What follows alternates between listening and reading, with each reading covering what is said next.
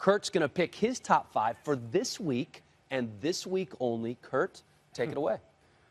All right, let's do it. Let's jump in right with number 5, and we're going Matt Ryan at number 5. Without his 2 biggest weapons, maybe in Julio Jones and Mohamed Sanu, he went out to L.A. and maybe not a lot of resistance, but 3 touchdowns, another 240 yards, and a huge win on the road. He continues to play really good football regardless of who's playing around him.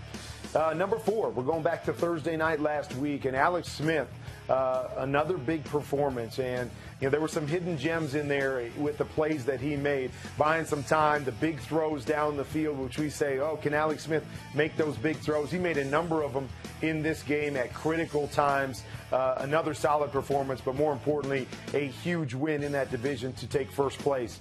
Number 3, Ryan Tannehill gets this spot in some bad conditions. And I know he got knocked out late in this game, but he came out and played extremely well. You see there 5 incompletions, 3 touchdowns. The 1 interception was kind of a ball that was being fought for by his receiver and the defender that ended up going the other direction. But I thought he played really well. Too bad he's losing the rest of his season probably because he was playing some good football. Number 2, Tom Brady. Everybody saw it on Monday night against a really, really good Ravens defense. What's he do? He just goes out and goes for 400 yards and 3 touchdowns. Did have that 1 blemish down in the red zone that was very much unlike Tom Brady, but got people thinking again that this is definitely the team to beat in the NFL. And then number 1, I'm going Aaron Rodgers. The Legion of Boom came in there after a huge performance the week before, and Aaron he played great football, played within the concept of the offense, played outside the offense and made some huge plays as he normally does. 3 touchdowns in the cold. Huge decisive win with a team that a lot of people thought besides Dallas was one of the front runners in the NFC. So really liked the way he played, and he gets the number 1 spot.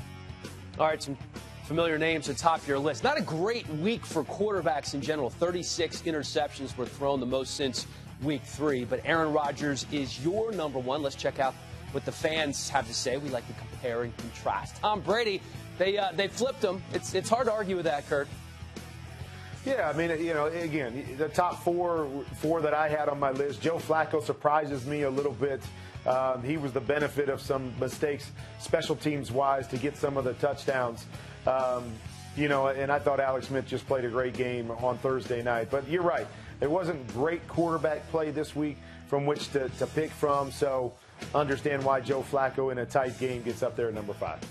And Aaron Rodgers has the Bears in temperatures that could be 1 to 2 degrees below 0. Coldest game you ever played in was what? Man, I don't know. I was fortunate. I didn't play in a lot of really cold games. I played in a really snowy game, a wet snow out in New England, which is probably the worst conditions I played in. But I was fortunate that I didn't play in too many games that I can recall that were, below freezing.